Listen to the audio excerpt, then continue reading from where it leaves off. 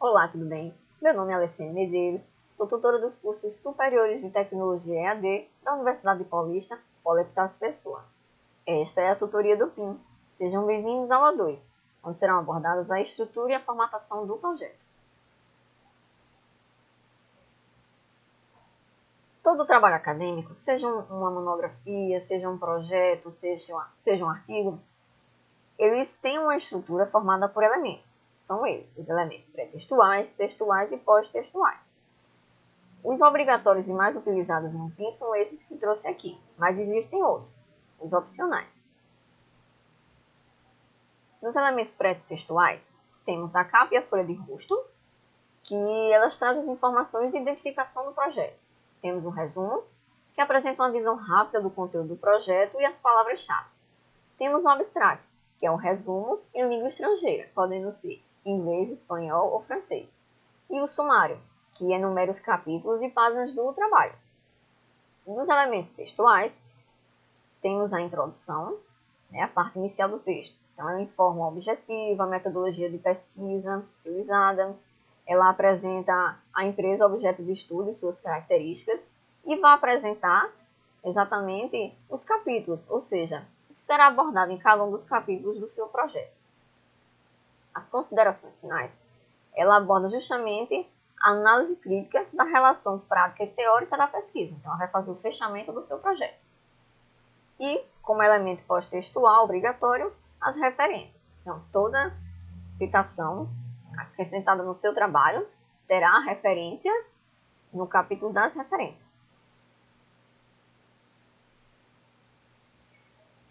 A formatação de todo o trabalho acadêmico é realizada através das normas da ABNT. Então, os principais elementos são a formatação da folha, a fonte e tamanho da letra, as margens da página, a margem do parágrafo, o alinhamento do texto dos títulos, a paginação, o espaçamento entre linhas, a formatação das citações das referências, estão em destaque porque vou destacar eles daqui a pouquinho, e ilustrações e tabelas. Então, vocês deverão abrir um arquivo no Word, descrever o seu trabalho e fazer a formatação dele lá. Eu trouxe aqui um exemplo de estrutura. Geralmente, essa é a estrutura utilizada nos projetos. Então, tem a introdução, o capítulo 2, 3 e 4, exatamente o desenvolvimento do projeto, onde cada um representa uma disciplina. Temos como 5 as considerações finais, as referências e como elemento opcional o anexo. Essa geralmente é a estrutura utilizada nos projetos PIN, mas também podem ser encontrados outro tipo de estrutura como essa aqui, onde ao invés de separar o desenvolvimento por capítulos das disciplinas, ele divide por partes. Como assim? Ele divide um capítulo com a parte teórica das disciplinas e depois um outro capítulo com a parte prática, também baseada nessas disciplinas. Então, alguns projetos podem ser encontrados com essa estrutura aqui também. Sobre citações. Eu até já deixei aqui grifado para vocês verem.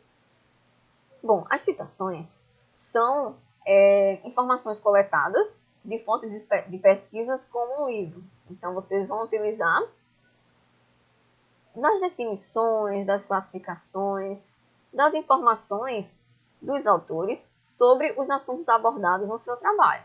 Então, o que é que o autor fala sobre o assunto abordado? Se, por exemplo, o assunto é comunicação interna. Então, qual é a definição de comunicação interna para o autor? Então, para embasar o meu trabalho, dar aquele embasamento teórico, eu trago uma citação do autor sobre isso. A forma como as citações são apresentadas, elas também seguem as regras da ABNT. Então, toda citação, todo trecho, deve ser acrescentado no trabalho e deve ser informado o nome dos autores, o ano e a página de onde foi retirado.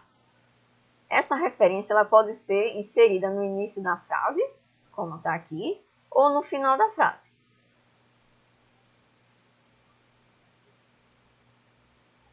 Bom, basicamente são 3 tipos de citações. Temos a direta, a indireta e a citação da citação.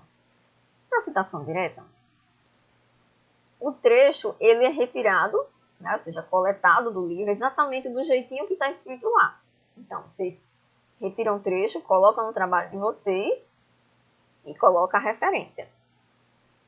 Já a citação direta, ela é baseada no que o autor fala. Então, ele não vai ser retirado exatamente como está escrito no livro. Vai ser baseado no que está escrito, ou seja, vai informar a mesma coisa, porém escrito com palavras diferentes. Tá? Isso acontece porque geralmente, quando você está descrevendo o seu trabalho, ele tem uma linha de raciocínio.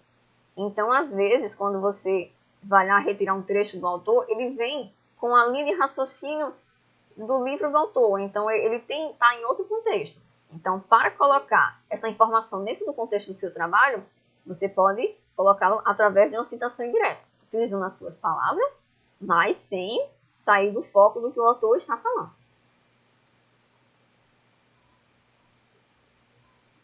E a citação da citação. Ela é caracterizada pela palavra apud, que significa citado por. Ou seja, é quando, eu vou até falar aqui o exemplo para que fique mais claro. Segundo fontes, com o passar do tempo, a vida nos centros urbanos tornou-se neurótica e infeliz. Apud Medeiros. Aqui. O que isso quer dizer? Quer dizer que a citação de fontes foi retirada do livro de Medeiros. Então, ela pode ser escrita dessa forma, onde primeiro fala-se um autor e por último apud, né, de onde a informação foi retirada, ou as duas informações colocadas no final da frase, como está aqui embaixo, sempre com a palavra apud, que significa que foi citado por.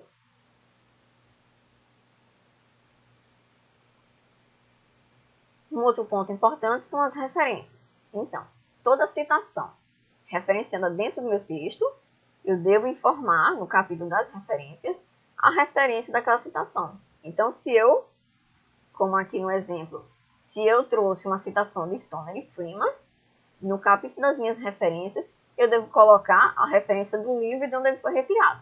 Aqui, eu trouxe aqui o modelo Stoner e Freeman, do livro Administração, Rio de Janeiro, LPC 1999. Então, para cada tipo de referência, né, de fonte de pesquisa utilizado, tem uma referência. Essa referência aqui, esse modelo, é até 3 autores. Então, se um livro tiver mais de 3 autores, ela já tem uma outra formatação. Da mesma forma, se eu fizer a minha pesquisa e retirar uma citação de um site ou de um artigo. Então, cada tipo de fonte de pesquisa, ela é apresentada de uma forma diferente no capítulo das referências. Tá? Então, olhem o guia de normalização da ABNT. Lá ele mostra todos os modelos, todos os tipos de referências que vocês podem estar utilizando e formatando o trabalho de vocês. Bom, gente, atenção, um ponto muito importante. As citações e as referências em todo o trabalho deverão estar devidamente indicadas. Nunca se esqueçam disso. De modo completo e observável em toda a leitura realizada no corpo do texto. O que acontece? Se você descreve o seu trabalho, né, você traz as citações, seja da fonte de pesquisa que for, seja de livro, seja de algum artigo no site, e você esquecer de colocar as citações dentro do texto e as referências no final, então você estará copiando e colando. Ou seja, isso é um plágio. Cópias de fontes não informadas serão consideradas plágio e o aluno terá o projeto reprovado. Então, muito cuidado com isso. Toda vez que está lá escrevendo um trabalho, toda vez que copiou uma citação, colocou no seu trabalho, imediatamente já escreva a referência dela dentro do texto e no capítulo das referências. Não esqueça. Bom, gente, é isso. Essa foi a nossa segunda aula. Estou à disposição para o esclarecimento de dúvidas e vejo vocês na aula 3. Até lá!